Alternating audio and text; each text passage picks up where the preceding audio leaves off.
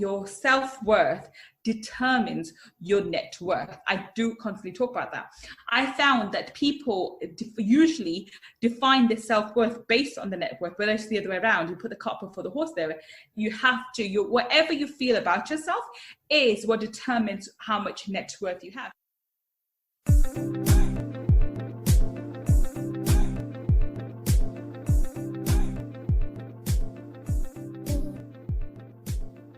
Hi, this is journalist Caroline Stephen, and this is Talking Trading.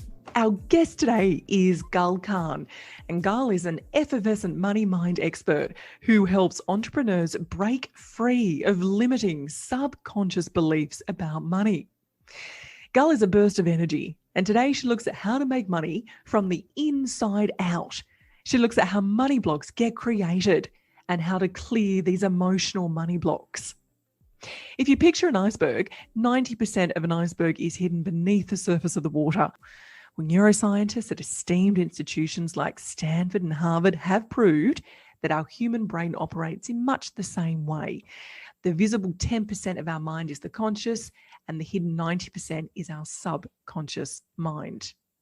Let's hear what Louise Bedford has to say about the subconscious mind, and then we'll go to Gul.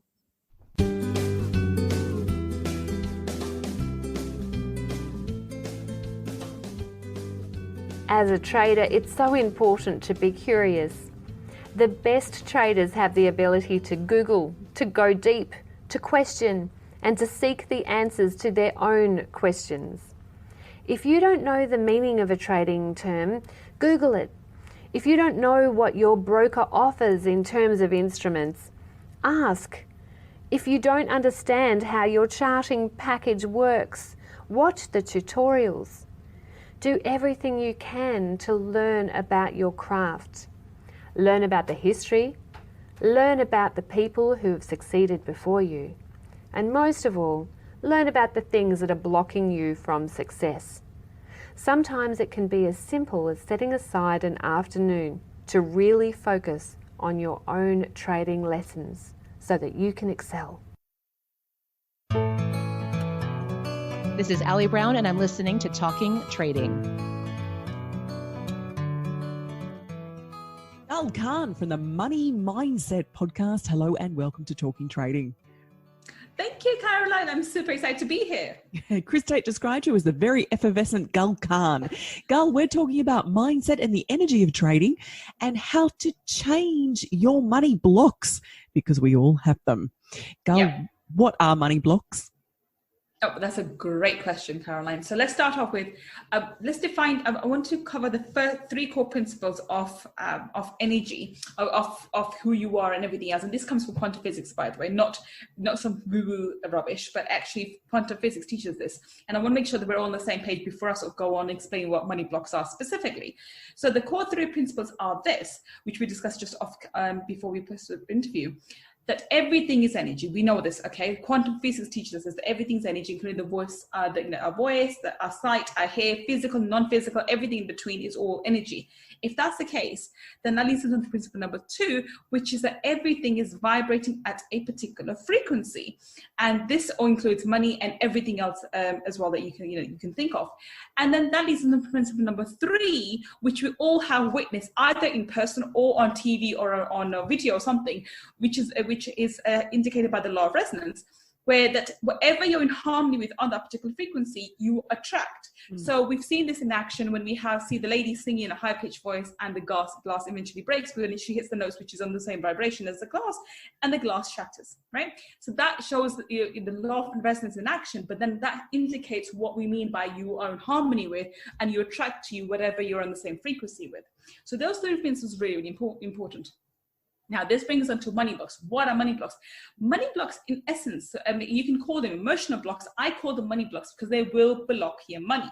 These are emotions, things that have happened to us in the past, to us, or we witnessed it, or we picked up the energy from our primary caregivers. Let me explain. So we are, the sum of all emotions that we believe that we've experienced, but not necessarily just ourselves, because our parents, our primary caregivers, I should say, because it doesn't have to be a parents, between the ages of 0 to 7, you're like a sponge, you're absorbing their emotions also. So in this time, so up until, say, for example, I'm 42 now, up until 42, everything I've experienced emotionally, this is the key, emotionally, is part of my energetic field. Again, science tells us this, that we are literally a bundle of energy. We have this auric field around us. There are machines you can show this to. This isn't just woo-woo, normal new age stuff. It's actually scientifically proven that energy is your energy and your expanded energy. Okay. Now I'm gonna quickly throw in something else, which is something that conclusion that I've come to, because this, I think most people put this back to front. By the way, you're not living inside of your body, you're inside your body. Your body is inside of you. So if you understand this concept, you are this bundle of energy, and inside of you is this dense matter, which looks like your physical body. Most people get this back to front and think, well, I'm inside my body. But no, you're not, because if you were, somebody comes too close to you, why do you think they invade your personal space? Why? Because they come in, they're invading onto your auric field. So this is why your body's inside of you. It's the dense matter that everyone can see with a normal eyes, okay? Now, in the energy field, not just inside your body, it does have it get trapped in your body too, as your emotions get trapped in your muscles, but also in your energy field, everything you experienced or you picked up from people around you end up being pockets of this. You almost see like they see the black dots. If you take a picture of your auric field, you'll see these emotional blocks as these little dots all over your energy field. These are your emotions. So, for example, let me give you an example. Your father, told you off for something when you were a child and made you feel very small and made you feel that you're insignificant. And that's the emotion that you picked up, that I'm insignificant. That will become a block in your energy field, and that will be quite dense actually in your physical body as well. And the further in it is, the further closer it is to your physical body, the bigger the block, by the way. Okay, so it'll be trapped in there, and then throughout your life you may have this idea, not consciously but unconsciously, that I'm not worthy, or I'm not good enough, or I'm insignificant, and you'll become invisible. You won't make that many friends, or people will pass you over for promotions, or if you are trying to set up a business, you don't get clients. These things could show up and manifest it that way. So obviously, this is going to impact the amount of money you make, be it in a job, because you're not going to get promotion, you're not going to be able to get anywhere, or in your business, because your clients need to see you in order for them to give you money, right? This is why these emotional blocks are what I classify as money blocks. And they can happen throughout the time. It doesn't have to be just when you're older. A lot of the times, and what I find is 70 to 80% of your programming, subconscious programming, is done between the ages of 0 to 7, which means, by the way, that 70 to 80% of your energy blocks, your money blocks, have been programmed into your energy field by your primary caregivers before you turn 7. And this is where you are. Is there a special way that as traders we can recognize that we've got these black dots in our aura that we're trying to clear but we can't really get to? Oh, brilliant question. Absolutely you can. And I think the first point is, before you can actually deal with a particular block, you need to be aware of it. And how do you become aware of your money blocks? Well, the most simplest way, the strategies that I've given to people, and by the way, I do everything very simply. I believe there's power in simplicity. So just grab a pen and paper and put a timer on your phone. And I want you to free flow write how you feel about money, because we're focusing on money blocks. We're going to focus specifically, and by the way, people talk about abundance and prosperity and yada. I talk about hardcore cash, because as traders, that's what you want to have: hardcore cash in a bank account. So let's be real, okay? So get a pen and paper, put the time on your phone, and start writing about money, cash, dollars. You can use your own currency. I talk about pounds, you can talk about dollars, whatever. For the next 5 minutes, without consciously thinking, without lifting a pen from paper, you write about money.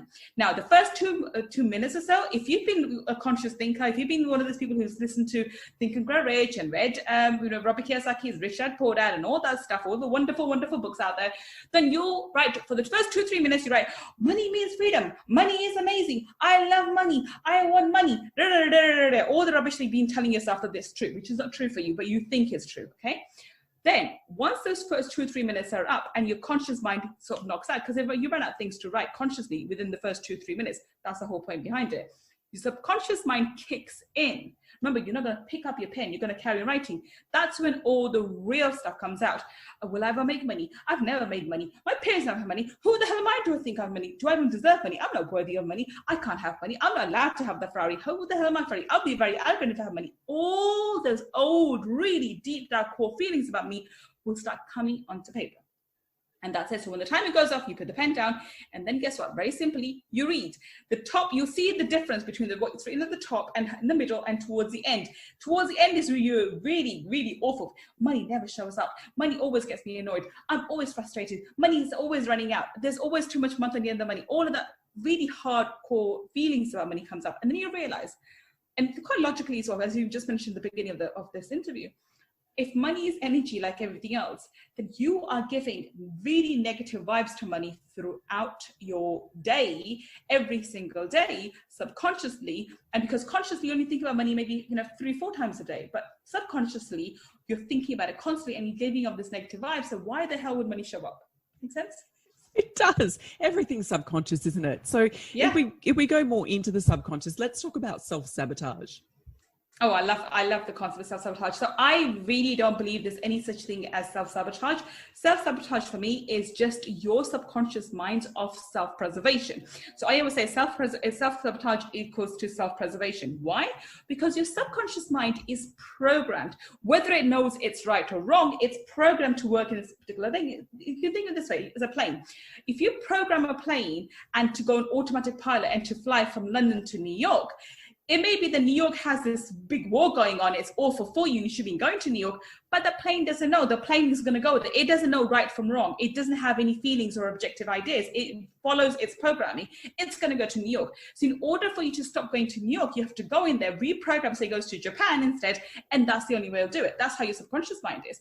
So if you are programmed to think and feel about money in a certain way, and this is really important, if you are programmed to have your money thermostat, and I call this money thermostat, which is given to you again by your primary caregivers, usually a mom and dad, but could be anybody who looks after you between the ages of 0 to 7. If your financial thermostat's between a certain level, if you go up, if you start hitting that top part, okay, there's two things. If you start hitting the top part, then you're going to cause you're going to attract to yourself either ill health or people or circumstances which pulls you down. Okay, so maybe money comes in, but you make sure you manifest expenses, which makes the money goes out. Okay, so you literally went right back down. Or if you find if you've been programmed to make making money should be hard work, and you enjoy trading, and you find that I can do trading 2 hours a day and make the same amount of money that I can working 10 hours for the rest of the week, 10 hours a day for the rest of the week, and slaving away at an office. That difference can also pull you back. You think, but it does. And consciously, that makes no sense. But subconsciously, you're programmed to work hard. If you're not working hard, you're doing something wrong. And this is why it pulls you back. It has to keep you in status quo. The same, by the way, the reverse is also true. If you start hitting the bottom end of the, your financial thermostat, your subconscious mind thinks, oh no, I'm running out of money. I need to survive. I need food. So what you'll do, you will attract to you opportunities, circumstances, situations where you attract money from out of the blue sometimes, and it pushes you back up into the comfort zone. So your subconscious mind is there just keeping you safe and keeping you between the two, upper lower limits, and making sure you're on track, which includes if you're programmed to work hard for money and you don't think doing trading is hard work, then until you change your ideas about what hard work means, you're going to be stuck with, you may do 1 step forward and 10 steps back. It will just keep pulling you back. How do you program for success? Great question. The first step is doing the task I just said about 2 minutes ago, about writing out and working out what is your current programming around money. And also you can do the same task around success. So using each word has a particular energy. You know this, right? That every particular word has a particular frequency, has a particular energy. And we are triggered with those words in a particular way. So the same task which we use with money and dollars or pounds or yen or whatever, you can use the same particular strategy with the word success and think, okay, what does success mean to me? And how do I define success? And write it out. And then go back and read it. And then that will give you an idea of what success means to you and what's holding you back. I promise you, towards the end of the paragraph or paragraph or two, depending how fast you write, you'll get a good insight in terms of if you're not successful right now, why not? Okay, and that's your emotional blocks, and what are they, and what's holding you back, and what's pulling you in that direction. Okay, so here's a question. How much are emotional blocks related to self-worth? And is everything coming back regarding money, success related back to self-worth and what you didn't get as a child? Because, childhood can get pretty boring when you're constantly talking about it, but everyone seems to. So it obviously trips us. Well, that's a great question. I love what you just said. And I have this saying that your self-worth determines your net worth. I do constantly talk about that. I found that people usually define their self-worth based on the net worth, whether it's the other way around. You put the cart before the horse there. You have to, whatever you feel about yourself is what determines how much net worth you have. Now, I have a way of actually explaining this as well. If you think about it this way, and I'm going to go a bit spiritual here, by the way, just for a second, right? But I just want you to stay with me. If you think about it this way, we were spiritual beings before we, decided to have this physical experience for a finite period, by the way, 80, 90, 100 years max, okay? Nothing more than that. And so we existed a billion years before. We are here for this finite period of 80, 90, 100 years. Then we're going to go back into the spiritual world and exist for another 100 billion years. God knows, who knows how much, okay? Now, if you think of it this way, every single person on this planet, irrespective of your color, race, gender, which part of the world you're born in, Japan, Timbuktu, Afghanistan, America, UK, it doesn't really matter. We're all spiritual beings having bodies, and we're using these bodies to have a physical experience, but we're all actually the same. Okay, that's the just stay with me for there. If that's the case, now can you think of it this way? Billions of years before, 80 to 100 years, billion years again. Is it possible that you as a spirit can do anything which can diminish your value because you've existed for billions of years before, billions of years after? So this finite period of 80 to 100 years, can it possibly at all, anyway, impact your intrinsic value? And the answer is no. You could be the biggest jerk, the biggest saint. Either way, it's for that period of time, which is 80 to 100 years. That's it. That cannot possibly have any kind of impact on billions of years before and billions of years to come. And therefore, your intrinsic value never changes. It's always the same. That means your intrinsic value comes from you being who you are and being truly understanding who you are, which is a spiritual being having a physical experience for a finite period. Now, you are you are not your blocks. Key difference. You are you. Yeah. You are not your blocks. You are not your physical body. You are much greater than that. You are so much bigger than that. And if that's the case, then there's a people get confused, and I talk about define this in two ways. There's a difference between self-worth, which I've just described, which is in tune to its intrinsic value, which can never be diminished. You kind of go up, go down. And there's self-esteem. The self-esteem part is straight to, I'm a woman, I'm a brown woman, I'm living in London, I'm a lawyer from before, I'm a trader now, I'm a mother of whatever. My physical attributes, I drive a Mercedes, I live in this house, I go to this, blah, blah, blah, I'm this size, etc. Your physical attributes can go and support your self-esteem and can go up and down. Now, there's no harm, by the way. The reason why we have that is to grow, because we're here in this physical world to experience it fully. And if we don't have the desire to have the better car, to have the better body, to have a more, you can't experience more money, it. You don't grow. You can't experience. You don't grow. In order for you to experience this physical world fully, we have to have the desires. We have to have this thing that I want to this, along with the fact that if we don't want to experience emotions, why bother coming into the body? Why bother having a body? You have this beautiful, amazing body so you can experience these emotions. And my self-worth comes from the fact that I'm a spiritual being. I'm going to go back there. So that actually holds this way too. No one is better than you because we're all the same. We're all freaking the same. We come from the same place. We're going to go back to the same place. You're a trader. We're in the markets. We've had a good run. Then we have a bad patch. We're in drawdown. We've taken one step forward, two steps back. That's how it feels. We're on the roller coaster. What advice would you give traders in that headspace? So in that respect, being a trader myself, I would say, look to see what's holding you back. If the strategy is working for you before, it should work for you now. The strategy is not our fault. The market is unpredictable. The market is the way it is. We know that as traders when we go in. We know it's going to go up and down, left and right. And then we know there's big fishes out there who would actually move the market in certain directions so that people like you and me, who are the small fish, actually get eaten alive. We know that. This is why we built our contingencies. This is why we have the stop losses. This is why we have, okay, how much am I willing to risk? 2%, 1% of my account at any particular trade or whatever. You put those strategies in place. Now, if you are not sticking to strategies, if a particular strategy isn't working for you, then it's your energy around it, not the strategy at fault, not the market at fault. Nobody actually makes you lose money. You lose it yourself. So if you're not implementing it, then you need to take a step back and think, okay, why am I subconsciously, pulling myself back? I can consciously try and put myself forward, but remember, 5% of me is consciousness, and 95% is subconsciousness. So, okay, here's a question. You're meeting successful people. Say one person in particular. They're successful. They've made money. They're in their gift. They're in their genius. They've got loved ones, family, friends around them. They emanate success. What words, what phrases, what do they say? I think the one thing that someone like that would say, and I think I'm quite blessed to be, I think I would be in that category myself at the moment. The one thing that I can say that has led to my immense success over the last 3 years, and my story is just horrendous when I talk about it, but I am absolutely grateful for absolutely everything that happened to me. So gratitude is key.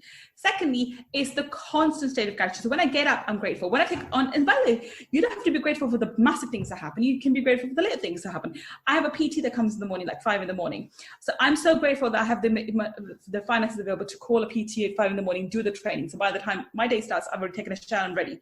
I go in my shower and I have an amazing hot shower. People take these things for granted. I'm very blessed. I'm like, and then I do my energy work in the shower. I'm so blessed my kids are able to go to private school. I have a nice car. Everything throughout my day, which people will take for granted, I'm always saying, thank you, thank you, thank you. I'm in a state of gratitude. If someone by the way, I'm not 100% like this. I'm not a saint, for God's sakes. But if somebody throws me off, I don't think, oh my God, I'm off the wagon. I'm such a horrible person. I'm like, you know what? I'm human. Okay, it's fine. I'm having this human experience. Give yourself a break. Cut cords. I do a lot of cold cutting. Cut cords with the individual. I don't tell them to cut cords when I get annoyed with someone. And then you bless them, you bless yourself, and then you accept the fact that you are going to have these experiences where, that sometimes you're not going to be in a state of joy, happiness, gratitude all the time. So this is where the 80-20 rule comes in. Stay in the state of gratitude 80% of the time. And if someone is horrible or mean to you, smile back and let them go. Cut cords with them, of course, and let them go. But the one key that I found with myself and anybody else who's highly successful is gratitude. Be in constant state of gratitude for everything, small things as well as the big ones. Final advice for traders and listeners right now. I would say you need to work more on your mindset than you do on your strategy. I promise you, your strategy is fine. The market's fine. Nothing's changed. Yes, we've had coronavirus and it's gone a bit topsy-turvy, and gone left and right. But market can happen. That can happen anytime. You've got elections in the US elections and throws the whole financial markets all over the place. Don't rely on the external factors to make you money. Rely on yourself, become self-reliant, and know the fact that it's your energy and your perception of the world which is making your reality. Your internal world makes up your external world. And if you believe that you're an expert trader and you can handle whatever the market throws at you, you will handle whatever the market throws at you, and you will be an expert trader. Gal, when can people find out more about you? Where can they get a little bit more of your energy?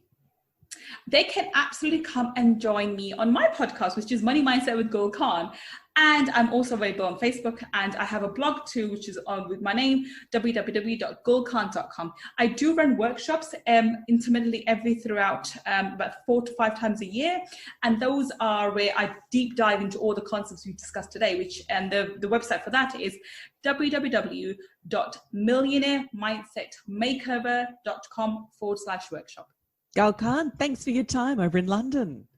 Thank you so much for having me, Caroline.